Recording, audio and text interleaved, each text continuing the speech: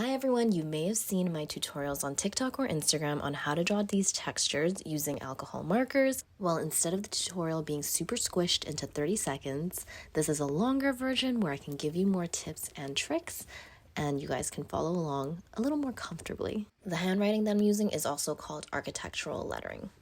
Okay, first up is marble. I love drawing marble, so here I'm using the chisel tip side of the marker and then just kind of slowly creating these jaggedy lines.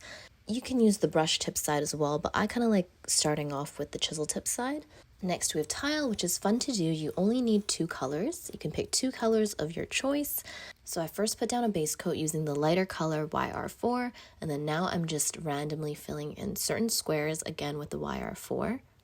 After that, I'm taking the darker color and again randomly placing the darker tile.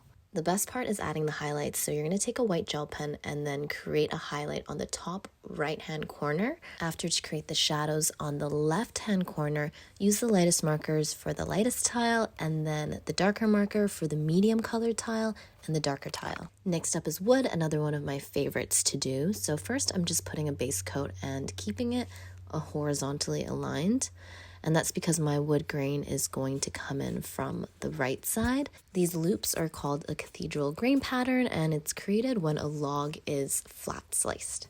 What's really helpful here is to use lots of reference photos. If there's a specific type of wood that you're trying to replicate, of course, finding those right colors.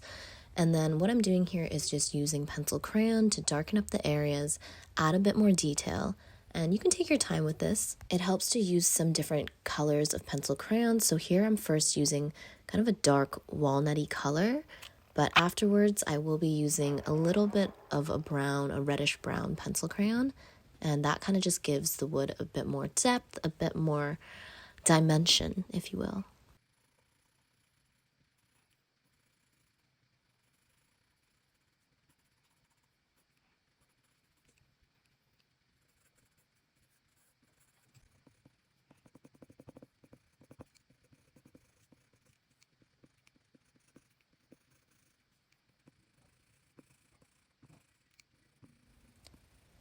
Next up, we have leather. So in my TikTok tutorial, I'm using E35, the color chamois, a Copic marker, but it dried out on me, so I'm using this other color. It's more of a dark chocolate brown, but again, leather comes in a lot of different colors.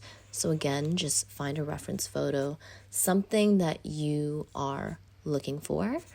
After putting down the base coat, I'm using the chisel tip side and using this kind of scrubbing motion just to give a little bit of irregularity in this leather texture. Don't forget to wait for the base coat to dry first. Sadly, the next part didn't record after this, but I added some wrinkles and stitching just to make it really look like leather. For glass, I'm using a really pale blue color, and I'm just putting these strokes vertically first, putting down the base coat. Next, take a ruler at a diagonal and then just make these two diagonal lines, and then one going the other way. I'm going to add some shadow to the top right corner of this window pane, and then afterwards, just using a white gel pen to go over those diagonal strokes. Concrete is pretty easy to do. You're going to take the brush tip side of your marker and then do these circular motions and just fill up the entire square. You don't need to wait until the first layer is completely dry to put on the second layer because you do want it to kind of blend a bit. I then just take a pencil and then create little flecks or little holes just to create some irregularity in this concrete. A subway tile is another popular material in interior design. I don't love it. I actually like it better when it's kind of stacked and not staggered like a brick pattern. But what you can do is just take a pencil and create the outline of your subway tile first. After that, I'm taking C1, which is Cool Gray 1, and just creating a base coat out of it. You can see it's a bit darker, but when it dries, the marker is actually lighter.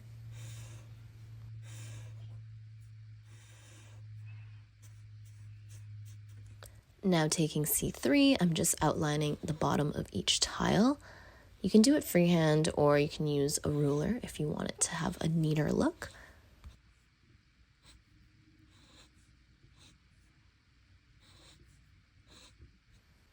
Don't forget to do the same thing with the verticals.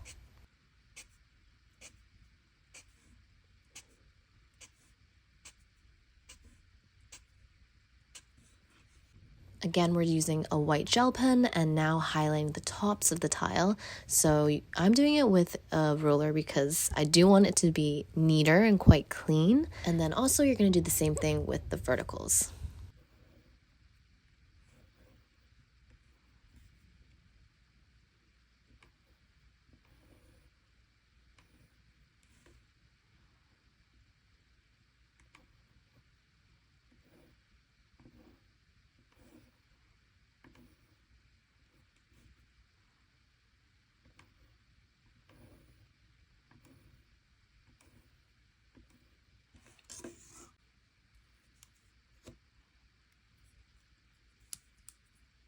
Lastly, to create a bit more dimension, I'm taking C1 again, using the chisel tip side and creating a bit of a shadow on the bottom part of the tile and the verticals as well.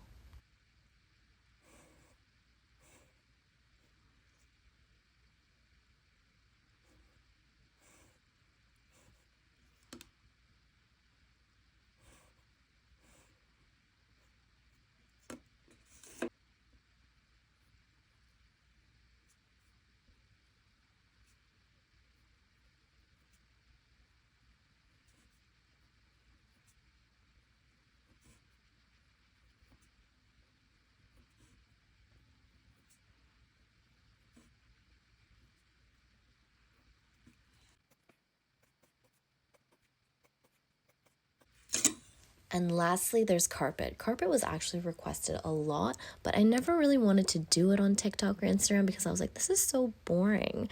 But this is how we were taught in class. All you have to do is really kind of do little dots or stippling. So if you're looking at a floor plan, say from plan view, meaning bird's eye view from top down, you basically just make these little dots, and say there's a sofa nearby, then there's more dots near the leg of the sofa just to create some shadow and dimension. So yeah, that's it. You can really just do these dots, or you can kind of do like a curlier, wispy technique. Thank you guys so much for watching, and let me know if you want to see part 2 on other common textures and how to draw them with markers.